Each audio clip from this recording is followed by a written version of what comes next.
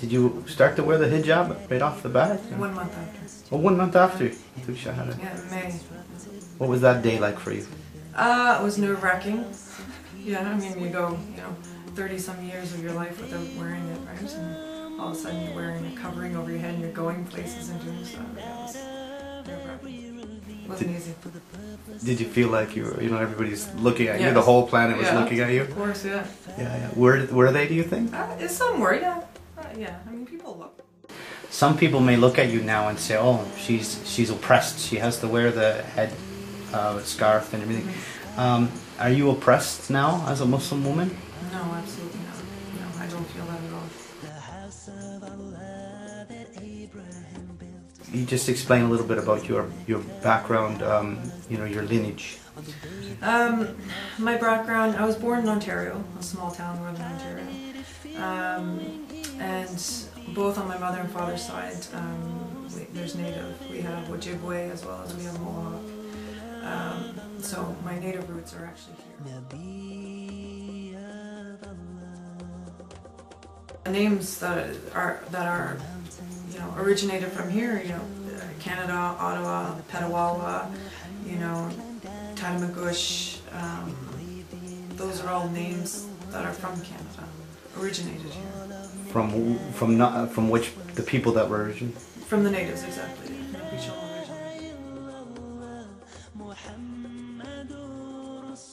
What's it like to be on the receiving end of bigotry? It's not very nice. I've had people tell me, go back to your country. They didn't hear me speak. They didn't know I spoke English. Although English isn't the original language of this country, it's the language of the First Nations.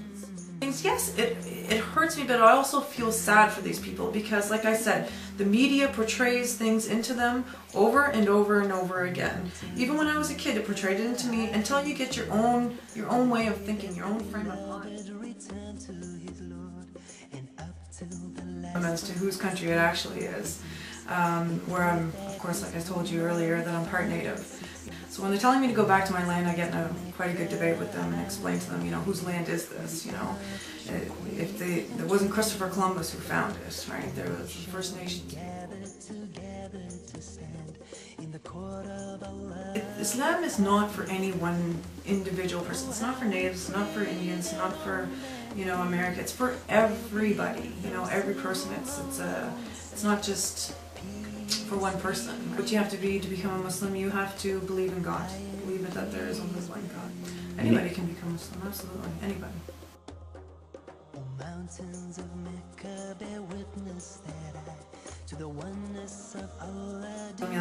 Jesus, where do you think he was from? Right? And then I start thinking, oh yeah, he was from back there, right? I said, you don't have to be from a certain place to be what you are.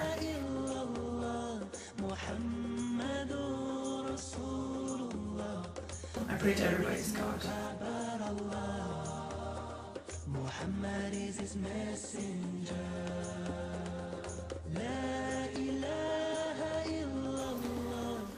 People become racist because, how they were brought up.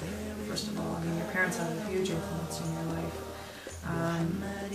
Your friends, peer pressure, and as well as the media. It all plays a factor into the racism.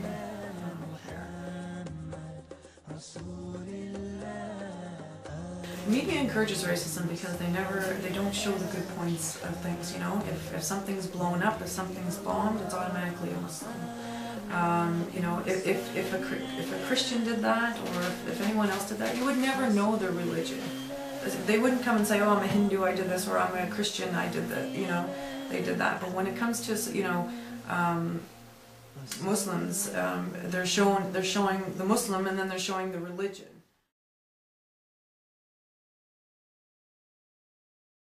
Absolutely, they've done it to the First Nations over and over and over again.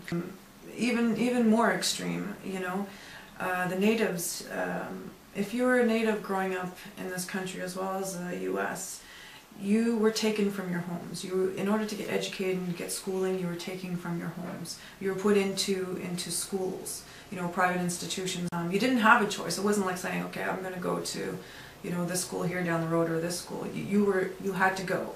Some of them were in-housed, you know, some of them were bussed in, but they had no choice. They were not allowed to speak their native language whatsoever. They were not allowed to look native. The media portrays natives as, you know, running around half naked with feathers in their head and screaming and yelling and scalping people. You know, that's what growing up and shooting bows and arrows at everybody. That's what you did when you were a kid. So that's the impression you got there, you know, that starts right there into racism and how children are brought up these days, you know. So for nowadays, if you're seeing, you know, constantly, you know, Islam and Muslims on TV in a bad face, your child's going to see that over time, right? And that's how they're going to grow up to think that way. Islam, you know, Islam is 100% against oppression, you know. So these people, the First Nations, they were oppressed beyond oppression, you know.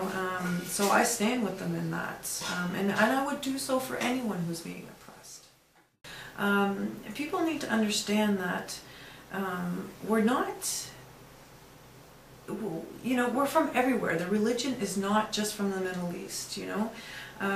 We're everywhere. We're human just as much as they are human, you know. We cry, we laugh, we eat, we spend time with our families, we work, you know, we have feelings just as everyone does. Look at them as a human being, you know. That's what I think people need to look at. I mean, don't go to the TV shows where you're thinking, oh, Indians, cowboys and Indians running around, shooting, firing arrows, skinning heads, and Muslims, that's all they do is bomb people.